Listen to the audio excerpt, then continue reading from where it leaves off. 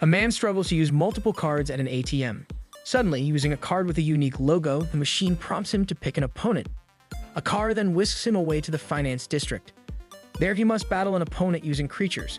Unfortunately, he loses. At Heisei Economic University, Kim Amuro juggles his studies while preparing for the civil service exam. Craving financial stability, holds 2 jobs post-classes. One day, Hanabi, a fellow student, shares crucial notes for an upcoming test. Grateful, Kim invites her for a drink post-shift, but she plans to meet her boyfriend.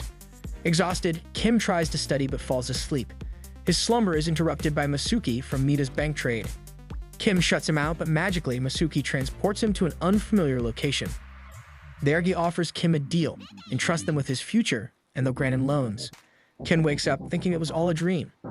Yet checking his balance the next morning, he's startled to find an added 500,000. Trying to withdraw, Masuki emerges, promising Kim more wealth, clues about his lost father, and a chance with Hanabi. He then shows Kim a card and takes him to the finance district. At the Midas Plaza, Masaki introduces Kim to his opponent and his asset, MSU.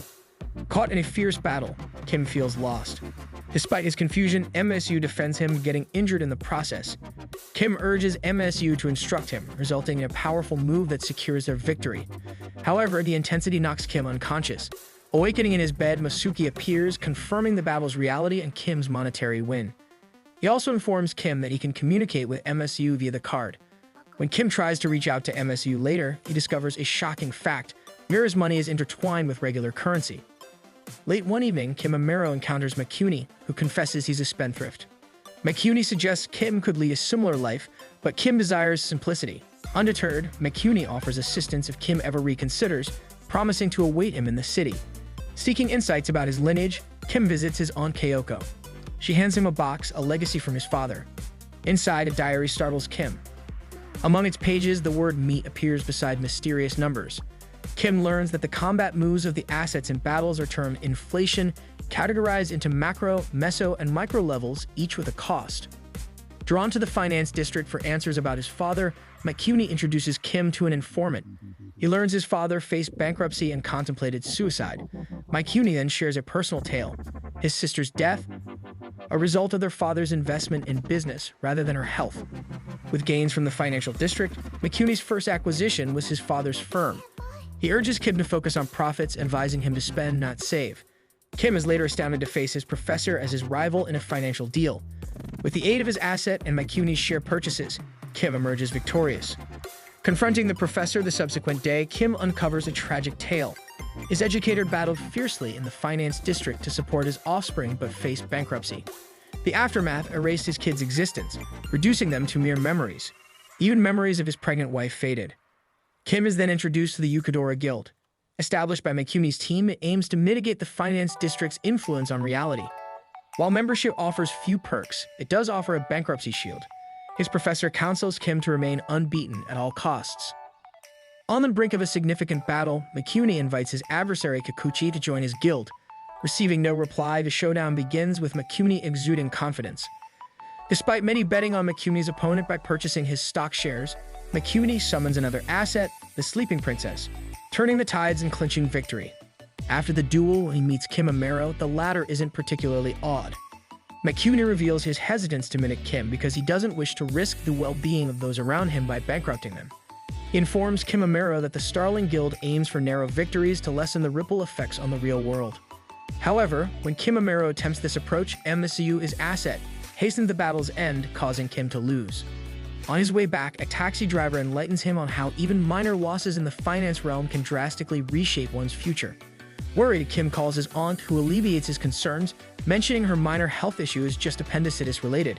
This eases Kim's fear that his defeat might have had adverse effects on his loved ones. Checking on Hanabi later, she shares the good news of her teaching internship's approval. At home, when Kim inquires about MSU's recent injuries, she assures him of her recovery. Kim's concern then shifts to Basho Pharmaceutical Company, fearing its potential bankruptcy might affect many. He later learns that another firm owned by Makuni acquired Basho to mitigate its real-world implications. Makuni later admits he's striving to maintain equilibrium between reality and the financial district, as tilting too much towards either would create chaos. Kim Amuro, seeing the bigger picture, decides to join the guild. Navigating his deals, Kim Amuro faces a renowned adversary named Kosanosa. Ko informs Kim about the possibility of sidestepping deals by depositing half of his assets into a bank. Concerned about the substantial amount, Ko offers an alternative, stating that any deal, regardless of its equilibrium, will invariably influence reality. Handing Kim his card to consider the proposal, Kim ultimately declines it. Subsequently, Sadhu approaches Kim, representing an entity delving into the finance district's essence. He discloses that Mikumi sacrifices much of his future to mitigate the adverse outcomes of others' deals. Kim later learns from Ko that every action by the guild translates to currency manifesting in the real world. During a deal with Ko, Kim's asset MCU is gravely harmed defending Kim. Yet Kim gathers resilience, defeating Ko and jeopardizing his business operations. A flashback narrates Mikumi's history, where he forgoes his musician career to assist his father, who prioritized business investments over his ailing sister. Visiting his hospitalized sister, Takako, she inquires if he abandoned music for a desk job. Tragically, when Takako slips into a coma, a vengeful Mikumi pivots to commerce. Soon, Midas Bank lures him into the finance district, eventually leading him to seize control of his father's firm. Back in the present, MCU recalls her moments with Kim Amaro, who is now curious about the future's embodying assets. Kim stands up against someone belittling MCU, asserting his proactive stance against remaining passive. That night, while watching TV, MCU inquires about a kiss. Kim explains it, and when MCU prods for a kiss, Kim rebuffs, suggesting the emotion behind it needs to amplify significantly. Later, Kim observes buildings vanishing due to financial district repercussions. Banks collapse, countries teeter on the brink, and residents either become dormant or vanish, highlighting the grave consequences of the finance district's operations. Suddenly, Kim Amaro spots Adbara poised on a building's edge. Rushing to him, Kim tries to deter Adbara from taking his own life. Adbara reveals his despair over losing his children in the financial district, emphasizing how their disappearance followed his loss to Kim and his inability to reclaim them. After preventing the suicide attempt, Kim seeks Masuki's aid to repay a fee to restore Adbara's future. Still, he's informed such actions are out of Masuki's hands. Later, the tragic news reaches Kim that Adbara succumbed to a car accident. In a symbolic act reflecting his internal transformation, Kim burns a significant portion of his Meda's money. Upon questioning by MSU about his seemingly wasteful act, considering her efforts to secure it, Kim responds that money shouldn't dictate human fate. Sadhu interrupts him, emphasizing that burning money won't extinguish the finance district. She highlights the need to disseminate new Meda's money, especially with the country's precarious financial stance. Alarmingly, the Southeast Asian financial district, including Singapore, goes bankrupt. As events unfold, Mikumi and the Starling Guild strategize to counteract something labeled C.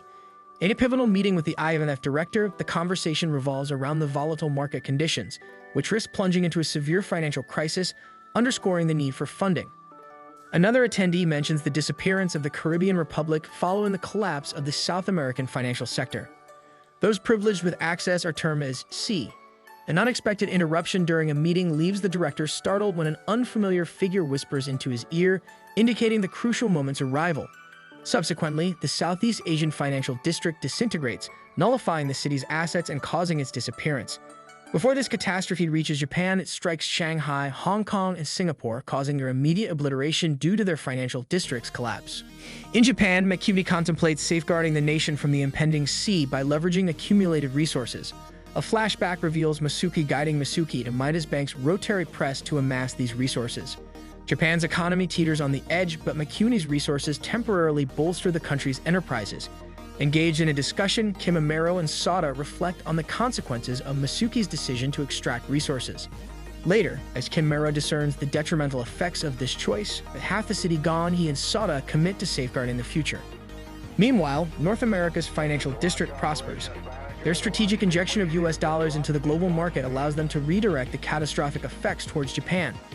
To counteract another potential economic downturn, Mikumi contemplates using the Black Card and Midas Bank's money press again. To thwart him, Jennifer, Kim Amaro, and Takazaki devise a plan. As they confront Mikumi, Kim Amaro faces off against Ikaru, while Jennifer challenges Mikumi. Kim Amaro, relying on his own strength, refrains from invoking MSU's powers. Yet facing overwhelming odds against Ikaru, MSU intervenes, overpowering him with a singular attack. Their strategy falters when Mikumi triumphs over Jennifer. Although Kim Amaro manages to sideline other influential guild members, Mikumi remains unyielding, disregarding Kim Amaro's plea to cease using the Midas money press. Opting to continue the printing in exchange for the entirety of his future, Mikumi remains resolute. However, under higher directives and Masaki's influence, Kimimaro now possesses a black card, equipping him with the power to halt the press. The two then lock horns over control of the press, each cutting their own deals. The national stock market witnesses an uptick, with massive yen exchanges fueling its growth. Yet this sudden currency flux throws the populace into turmoil.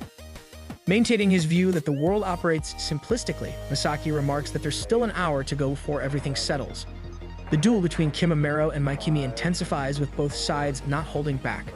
Mikumi's strategies corner Kimimaro, especially as the yen's depreciation weakens his powers and revelations about Midas Money's true nature emerge. As Kimimaro persists against Mikumi, MSU pleads with Q, who begins morphing into Takako's likeness, to cease her actions. Soon, Midas Money and Mikumi's strengths vanish, tipping the scales in Kimimaro's favor, allowing the phenomenon C to traverse Japan. Upon triumph, Kimimaro commands the press to revert, restoring futures to their rightful places and owners. Before vanishing due to the asset's dissolution, MCU plants a kiss on Kimimaro. Back in reality, Kimimaro discovers the US dollar reigning as Japan's primary currency, and the futures of the populace see mended. Ultimately, while certain futures undergo modifications, most remain intact. This marks the conclusion for this anime. If you enjoyed it, please like the video.